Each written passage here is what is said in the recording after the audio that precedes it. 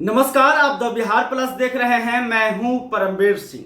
कल बिहार एनडीए के अंदर सीट बंटवारा हो गया है और आज महागठबंधन की दिल्ली में बड़ी बैठक होने जा रही है और आज देर शाम तक महागठबंधन के अंदर भी सीट शेयरिंग हो जाएगा। लेकिन देखिए, अब जो है वीआईपी के सुप्रीमो मुकेश सहनी महागठबंधन में बुरी तरह से फंस गए हैं। मुकेश सहनी की स्थिति एक मछली की तरह हो गई है जो बिना पानी की है। यानी कि मुकेश सहनी जो है वो अब महागठबंधन में छटपटा रहे हैं, लेकिन उनके लिए अब कोई दूसरा रास्ता नहीं बचा है। खबर आ रही है कि महागठबंधन के अंदर मुकेश सहनी को मात्र 18 सीटें दी जाएंगी, लेकिन उसमें भी तेजस्वी यादव ने एक बड़ा शर्त रख दिया है। तेजस्वी यादव ने यह शर्त रखा है कि वीआईपी के सिंबल पर आरजेडी के तरफ से 10 नेता चुनाव लड़ेंगे। यानी कि कहने को 18 सीटें मुकेश सहनी को दी जा रही है, लेकिन साथ में ही 10 उम्मीदवार तेजस्वी यादव जो है वो दे रहे हैं। इससे अब मुकेश सहनी पूरी तरह से बेचैन नजर आ रहे हैं, लेकिन उनके पास कोई दूसरा रास्ता नहीं बचा है, क्योंकि बिहार एनडीए का दरवाजा अब पूरी तरह से बंद हो गया है।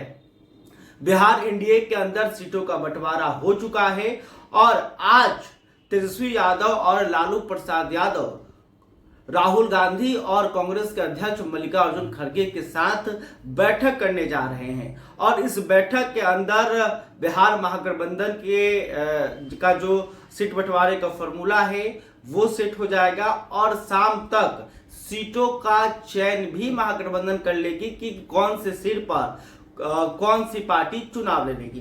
तो देखिए, कांग्रेस लगातार अधिक सीटों की मांग महागठबंधन के अंदर कर रही है। 70 से अधिक सीटों की चाहत कांग्रेस रखती है और इसी को लेकर लगातार कांग्रेस की तरफ से आरजेडी पर दबाव बनाया जा रहा है।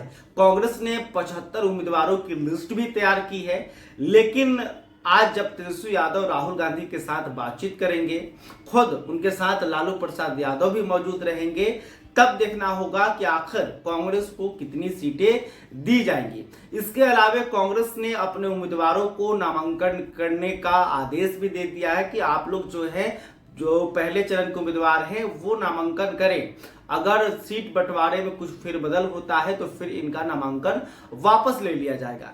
वहीं दूसरी तरफ आरजेडी कार्यालय से संभावित उम्मीदवारों को फोन जाने लगा है। फोन की घंटी अब जो उम्मीदवारों का है वो बज रही है। आरजेडी की तरफ से फोन करके ये कहा जा रहा है कि आप लोग नामांकन की तैयारी कीजिए, क्योंकि आपके नाम पर मुहर लग गई है।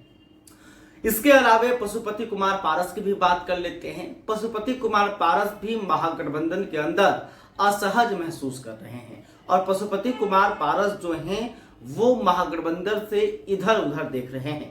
खबर आ रही है कि पशुपति कुमार पारस की बातचीत जो है एआईएमआईएम के साथ चल रही है। एमआईएम के प्रदेश अध्यक्ष अख्तरुल इमान से पशुपति कुमार पारस बातचीत कर रहे हैं और हो सके कि अगर बिहार महागठबंधन में उन्हें सम्मानजनक सीटें ना मिले तो पशुपति कुमार पारस जो हैं वो एमआईएम के साथ गठबंधन करके बिहार में थर्ड फ्रंट बना सकते हैं। इसकी चर्चा जो है बहुत तेज है और पशुपति कुमार पारस का ही कल बयान आया कि उन्होंने कहा कि देखिए कि ना ही अभी बिहार एनडीए के अंदर सीट बंटवारा हुआ है, ना ही महागठबंधन के अंदर सीट बंटवारा हुआ है। मैं आपको परसों यानी कि 14 अक्टूबर को क्लियर कर दूंगा कि मैं किधर हूं और किस किस सीटों पर चुनाव लड़ूंगा।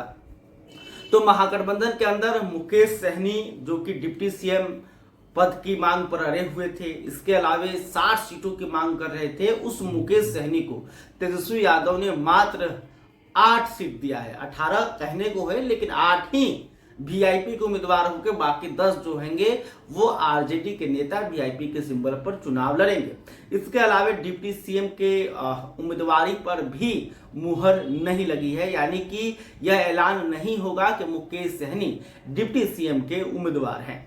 तो देखना होगा कि आसाम को महागठबंधन के अंदर क्या कुछ फैसला होता है। राहुल गांधी, तेजस्वी यादव, लालू प्रसाद यादव जो है मिलकर महागठबंधन के अंदर किस तरह से सीट बंटवारे करते हैं। खैर, अभी तक आपने हमारे चैनल को सब्सक्राइब नहीं किया है तो तुरंत कर लें। इस खबर को लेकर आप क्या सोचते हैं कमेंट करके बताइएगा। वीडियो फेसबुक पर देख रहे हैं तो हमारे पेज को भी लाइक कर लें। बहुत बहुत धन्यवाद।